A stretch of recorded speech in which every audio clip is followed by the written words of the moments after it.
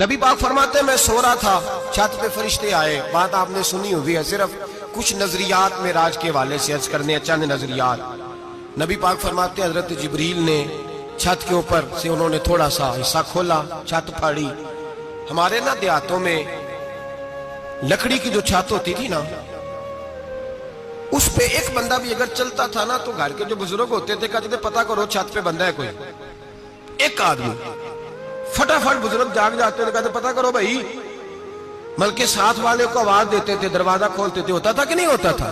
ہو جاتا تھا نا. او بھائی 1.5 پونے 2 لاکھ بندہ چھت پہ چلے.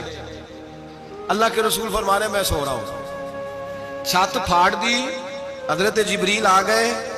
نبی پاک صلی اللہ علیہ وسلم کے پاس 70 ہزار فرشتہ ساتھ ہے، آ کے کھڑے ہو گئے. میکائیل سے اسرافیل سے مشورہ کر رہے ہیں حضور کو کیسے جگائیں. نبی پاک فرماتے ہیں میں سو رہا ہوں. حالانکہ بخاری میں لفظ ہے، نبی پاک فرماتے ہیں میری آنکھیں سوتی ہیں، دل تو میرا ہر وقت جاگتا رہتا ہے. نبی کریم سید عالم صلی اللہ تعالی علیہ وسلم فرماتے ہیں میں سویا رہا. اب حضور آرام کہاں کر رہے تھے؟ زمین پہ. آرام کہاں کر رہے تھے؟ حضور علیہ السلام زمین پہ آرام کر رہے تھے. جناب جبریل جھکے. کتنا جھکے کہ حضور کے قدم ہی چوم لیے. نبی پاک کے قدم تو کتنا جھکے ہوں گے جی؟ رکوع تک. جی میں نہیں جی گل کی سجدے دی، تساں کیتی جے. فتویٰ لگا تواڈے تے لگنا جی. کہاں تک لگی؟ کہاں تک جھکے؟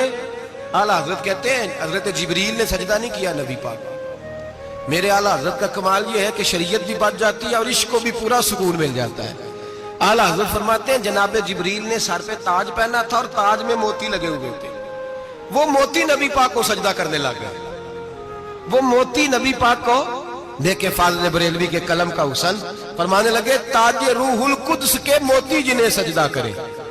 تاج روح القدس کے حضرت جبریل کے سر کے تاج پہ جو موتی ہیں وہ نبی پاک کو سجدہ کر رہے ہیں. نبی کریم یہاں کوئی بندہ، اب تو خیر لوگ ہاتھ بھی کسی کے چومتے ہیں تو خود نہیں اوپر ہوتے، ہاتھ ہی اوپر کر لیتے ہیں. اب تو مزاج ہی بدل گیا ہے. فرمایا رسول کریم صلی اللہ تعالی علیہ وسلم کے لیے جبریل جھکے تو پیروں تک، اور نبی پاک علیہ السلام کے قدم چومے. حضرت جبریل نے حضور جاگے، اٹھایا نبی کریم کو اور کہا یا رسول اللہ رب آپ کی ملاقات کا شوق رکھتا ہے. اللہ آپ کی ملاقات کا شوق رکھتا ہے. حضور فرماتے ہیں مجھے اٹھا کے تو جبریل حتیم میں لے گئے. اور پھر یہ بخاری کے لفظ ہے، فرمایا یہاں گلے سے لے کر ناف تک میرا سینہ کھولا، میرا دل نکالا، آب زمزم میں رکھا. اس لیے نہیں کہ نبی پاک کے دل کو برکت حاصل ہو جائے، اس لیے کہ آب زمزم کو برکت حاصل ہو جائے. امتی رج رج کے پیئے کہ یہ وہ والا زمزم ہے جس نے ہمارے مصطفیٰ کے قلب اطہر کو چوما ہوا ہے. نبی پاک صلی اللہ علیہ وسلم فرماتے ہیں میرے سامنے کھولا اور میں دیکھتا بھی رہا. دل کھل گیا، سینہ کھل گیا اور میں دیکھتا بھی رہا. اور نبی پاک فرماتے ہیں خون بھی نہیں نکلا، اس لیے کہ حضور کی حقیقت نور ہے. نبی پاک کی حقیقت نور ہے. ورنہ بشر کے حضور اگر صرف بشر ہوتے تو کٹ بھی لگے تو خون نکل آتا.